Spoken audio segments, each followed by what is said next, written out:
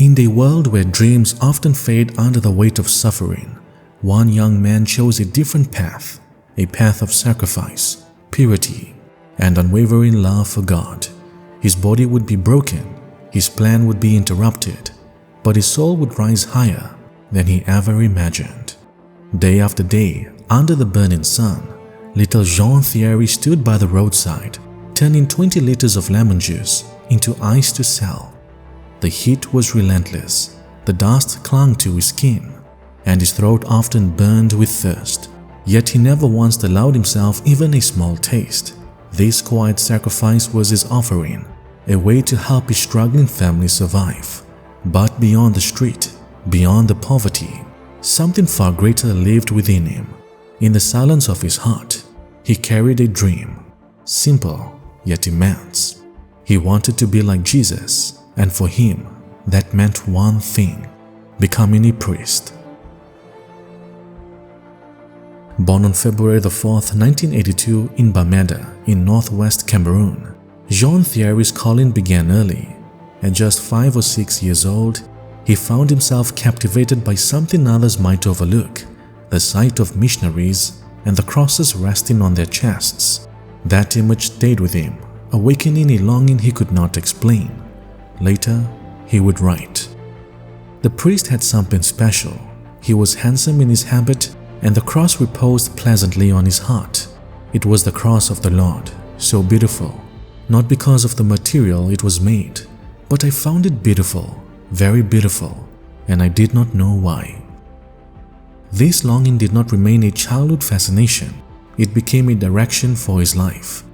At Montele High School, where he studied science, Jean-Thierry stood out, not only for his intelligence, but for his joy. He served faithfully as an altar boy, gathered his friends to recreate liturgies, and continued helping his family by selling frozen lemon juice in the scorching heat. He was lively, sociable, and full of humor. Though he often found himself surrounded by girls, his heart remained firmly set on his calling. With clarity and conviction, he once told his mother, "I know what you are thinking, but I can assure you that I keep intact my purity. I want to become a priest, and I want to arrive pure to priesthood." After a short time with the Oblates of the Immaculate Mary in Mokolo, it became clear that his vocation lay elsewhere. Then, on July 28, 2003, at the age of 21, he entered the Theresian Carmel in Nkwabang. There he found peace.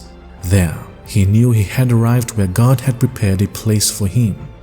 A year later, as he entered the novitiate, he received a new name, Jean-Thierry of the Child Jesus and of the Passion. It was a name that would define his life, childlike trust united with deep suffering. But soon, that suffering became real. Only weeks after beginning his novitiate, a malignant tumor was discovered in his right leg. The diagnosis was severe. His leg had to be amputated. Yet even in this moment, when many would despair, Jean-Thierry did something extraordinary. He accepted it, not with bitterness, not with fear, but with peace and even joy. His smile never left him. He offered everything, his pain, his loss, his future, for God. In 2005, he was taken to Italy for treatment. By then, the cancer had spread. When doctors in Milan saw him, they were stunned by his serenity.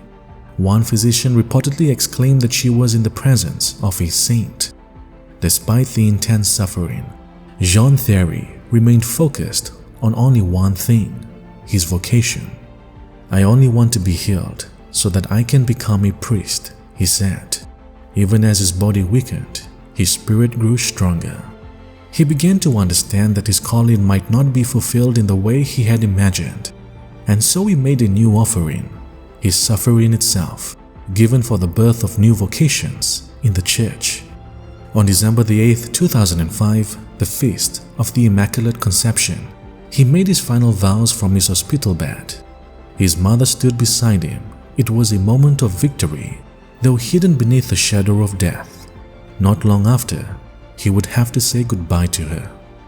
On December 26, knowing they would not meet again in this life, he spoke words that revealed the depth of his surrender.